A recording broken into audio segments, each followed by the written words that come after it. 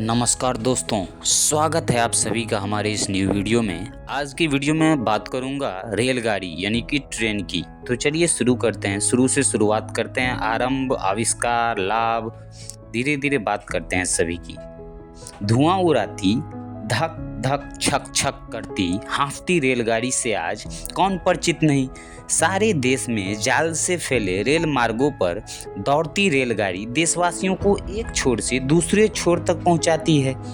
रेलगाड़ी ऐसी विस्मयकारी वैज्ञानिक उपलब्धि है जो भिन्न भाषा, भिन्न धर्म और भिन्न संस्कृति वाले व्यक्तियों का संगम कराती है।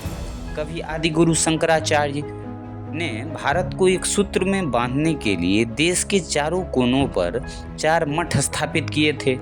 आज देश के कोने कोने पर बने 6,854 रेलवे स्टेशन इसे एक मजबूत रस्से में बांधने वाले खूंटे बन गए हैं। इंग्लैंड के जेम्स वाट ने सन 1765 ईस्वी में भाप के इंजन का आविष्कार किया। इस अनुसंधान को जॉर्ज स्टीफेंसन ने आगे बढ़ाया। सन 1825 के 27 सितंबर को उन्होंने भाप इंजन से चलने वाली ऐसी गाड़ी का उद्घाटन किया जो 12 मील प्रति घंटा की गति से 38 डब्बों को खींच सकती थी। सन 1830 ईस्वी में विश्व में प्रथम बार इंग्लैंड में मैनचेस्टर से लिवरपूल तक 31 मील लंबे रेल पथ पर रेलगाड़ी चलाई गई। भारतवर्ष में सर्वप्रथम गवर्नर जनरल लॉर्ड डलहौजी के समय 16 अप्रैल सन 1853 ईस्वी में रेल पथ का निर्माण हुआ। मुंबई से थाने के बीच 32 किलोमीटर लंबे रेल पथ पर पहली बार हमारे देश में रेलगाड़ी चली। तब से आज तक लाखों मील रेल पथ बन चुके हैं जिन पर लोग यात्रा कर रहे हैं। रेलवे ने अपनी 150 वर्ष की अवधि में असाधारण प्रगति की है। अगस्त सन 1949 के पहले भारतवर्ष में रेल के 37 क्षेत्र थे, किंतु अब इन्हें केवल 16 क्षेत्रों में बांटा गया है।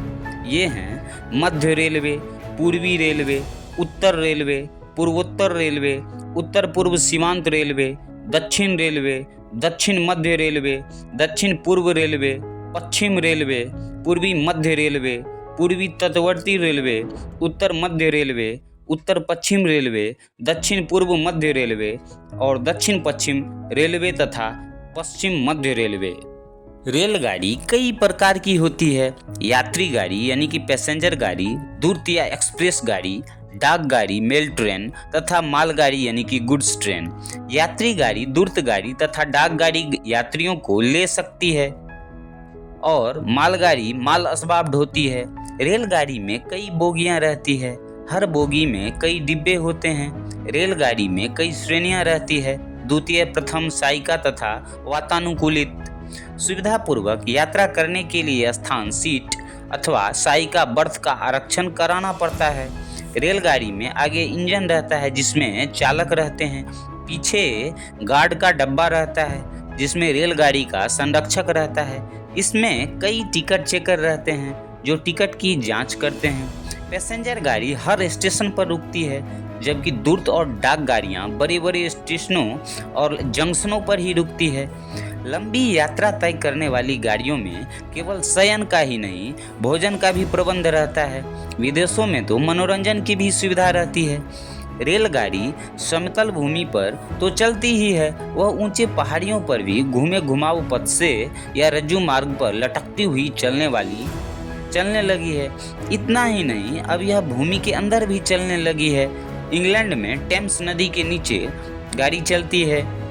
इधर इंग्लैंड और फ्रांस को ब्रिटिश चैनल के नीचे से रेलवे द्वारा जोड़ने की योजना बन रही है तथा हमारे देश में भी कोलकाता तथा दिल्ली में भूमिगत रेलगाड़ी चलने लगी है।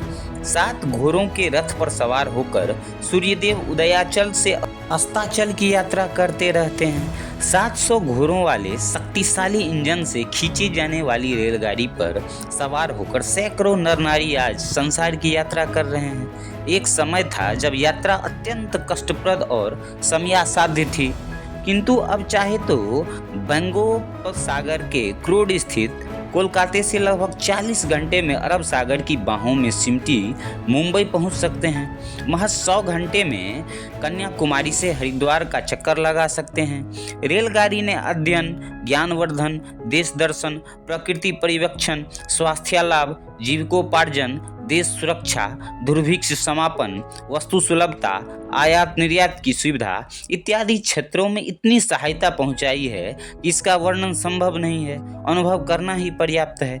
यह ठीक है कि तेज रेलगाड़ियों के कारण दुर्घटनाओं में मनुष्य की जान जाती है, किंतु लाभ के अनुपात में यह हानि महत्वहीन है। आखिर भूमि जितनी उपज और निवास के लिए आवश्यक है, यातायात के लिए भी उतनी ही है।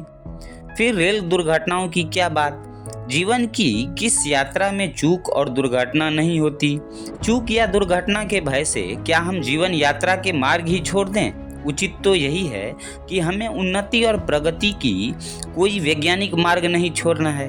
हाँ, चूक और दुर्घटनाओं की समाप्ति का हल अवश्य कर लेना है। हम तो वैसे दिन की प्रतीक्षा में हैं जब तेज से तेज रेलगाड़ियां सारे संसार को एक श्रृंखला में बांध दे। डीजल कोयले से निकली भाप से न चलकर केवल गैस या बिजली या फिर अणु ईंधन से चलने वाली रेलगाड़ियां एक लघु इंद्रनगर सी चलती फिरती दृष्टिगोचर हों। कभी चांदनी रात में, कभी रिमझिम बरसात में, कभी हिमधोत शिखरों का सौंदर्य निहारते, कभी मदमाती नदियों को झलकाती सूर्य किरणों का दृश्य देखते। हम जो रेलगाड़ी की यात्रा करते हैं उससे केवल हमारी आवश्यकता की ही पूर्ति नहीं होती वरन आंतरिक तृप्ति भी होती है।